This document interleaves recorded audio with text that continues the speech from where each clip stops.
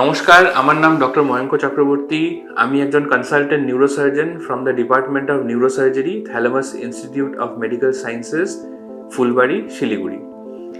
আজ আমরা দু চার কথা বলবো ব্রেন টিউমার সম্বন্ধে। এবার ব্রেন টিউমার ব্যাপারটা নিয়ে মানুষের মধ্যে একটা খুব ভুল ধারণা আছে। ব্রেন টিউমার মানেই যে মৃত্যু, সেরকমটা কিন্তু একেবারেই নয়। ব্রেন টিউমার মানে হলো যে আমাদের যে মস্তিষ্কের কোষগুলো আছে সেটা যদি কোনোভাবে অস্বাভাবিকভাবে বৃদ্ধি পায়, সেটা একটা রক্ত মাংসের দলা তৈরি করে, সেটাকে আমরা ব্রেন টিউমার বলি। মূলত ব্রেন টিউমার দু ধরনের হয়ে থাকে, একটাকে যেটা আমরা বলি নন ক্যান্সারাস বা বিনাইন, আর দ্বিতীয় ধরনটা হচ্ছে ক্যান্সারাস বা ম্যালিগন্যান্ট।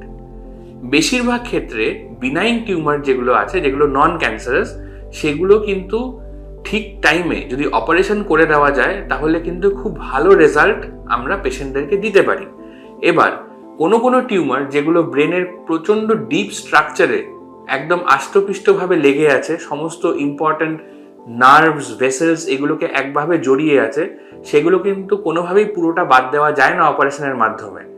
যতটা আমরা ম্যাক্সিমালি সেফলি বাদ দিতে পারি আমরা ওটাকে বাদ দিয়ে বাকি টিউমারের অংশটাতে আমরা যদি রেডিয়েশন বা কিমোথেরাপি দিই, তাহলে কিন্তু একটা মানুষ একদম নর্মাল স্বাভাবিক জীবনযাপন করতে পারে।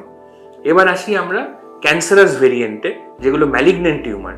ম্যালিগন্যান্ট টিউমারগুলো কিন্তু এদের আবার বিভিন্ন গ্রেডস আছে। গ্রেড 1, গ্রেড 2 ম্যালিগন্যান্সিতে কিন্তু পেশেন্টের যদি ভালোভাবে সার্জারি করা যায়, সার্জারি করে তারপর যদি রেডিয়েশন অ্যান্ড কিমোথেরাপি দেওয়া যায়, বেশিরভাগ ক্ষেত্রে কিন্তু একটা ভালো রেজাল্ট পেশেন্টদেরকে, একটা ফাংশনাল আউটকাম কিন্তু দেওয়া যেতে পারে, এটা সম্ভব। উইথ মডার্ন টেকনোলজি আমাদের কাছে আজকাল সিটি স্ক্যান, এমআরআই আছে, advanced CT, advanced MR machines আছে, with well equipped micro neurosurgical instruments, neurosurgical এন্ডোস্কোপস।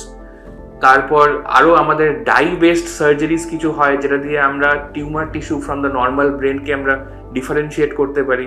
So মোট কথা, উইথ অ্যাডভান্স টেকনোলজিস এই সব কিছু যদি আমরা প্রয়োগ করি আমাদের ট্রিটমেন্ট প্রোটোকলের মাধ্যমে, একটা ভালো স্বাভাবিক সুস্থ জীবন একটা ব্রেন টিউমার রোগীকে কিন্তু ফিরিয়ে দেওয়া যায়। তাই আমি আপনাদের কাছে অনুরোধ করব, ব্রেন টিউমারের যে primary symptoms like severe headache, তীব্র মাথা ব্যথা যেটা বহুদিন পেন কিলার খেয়েও কমছে না, সকালে ঘুম থেকে উঠে একটা ভমিটিং, যেটাকে আমরা প্রজেক্টাইল ভমিটিং বলে থাকি, চোখে দেখতে সমস্যা, যাদের চশমার কোনো প্রবলেম নেই বা যাদের কোনো রিফ্র্যাক্টরি এরার্স নেই, তাদের যদি হঠাৎ করে তারা চোখের সামনে ঝাপসা কিছু দেখেন, ধোঁয়াশা কিছু দেখেন, তখন কিন্তু তারা তাদের প্রাইমারি ফিজিশিয়ান যে বাড়ির কাছে আছে অবশ্যই তাদেরকে কন্ট্যাক্ট করে একটা স্ক্যান বা একটা এমআরআই করিয়ে নেওয়া কিন্তু খুবই জরুরি। এগুলো কিন্তু হচ্ছে ব্রেন টিউমারের প্রাইমারি কিছু সাইন্স। তাহলে কি কি বললাম? একটা হচ্ছে severe headache which is refractory to medicines, যেটা ওষুধে সারছে না। 2 নম্বর হচ্ছে চোখে দেখতে যদি কোনো সমস্যা হয়, চোখের সামনে যদি ঝাপসা দেখা যায়। আর 3 নম্বর হচ্ছে যদি সিভিয়ার ভমিটিং হয়। চতুর্থ হচ্ছে যদি খিঁচুনি হয়। ব্রেনে যে কোনো অ্যাবনর্মাল গ্রোথ হলে কিন্তু খিঁচুনি হওয়ার একটা চান্সেস থাকে। যাদের খিঁচুনি হয়, যেটাকে আমরা সিজার্স বা কনভালশনস বলে থাকি, এগুলো যদি পেশেন্টের বাড়ির লোকরা পেশেন্টের মধ্যে হচ্ছে এরকম যদি দেখেন। চতুর্থ হচ্ছে একদিকের পুরো প্যারালাইসিস হয়ে যাওয়া, রাইট সাইড বা লেফট সাইড প্যারালাইসিস হয়ে যাওয়া। এই 4-5টা সিমটমস যদি থাকে আর এগুলো যদি বহুদিন ধরে থেকে থাকে, আপনি কিন্তু কোনোভাবেই নেগলেক্ট করবেন না। আপনাদের নিয়ারেস্ট হসপিটাল বা নিয়ারেস্ট ডক্টরের সঙ্গে কন্ট্যাক্ট করে এই জিনিসটা, যাতে যদি ব্রেন টিউমার থেকে থাকে, রাইট টাইমে ট্রিটমেন্ট যাতে করানো যায় পেশেন্টের, ইন অর্ডার টু এনশিওর যে পেশেন্টের একটা ভালো গুড ফাংশনাল আউটকাম হয়, এটাই আমি আপনাদেরকে বলবো। ধন্যবাদ, নমস্কার।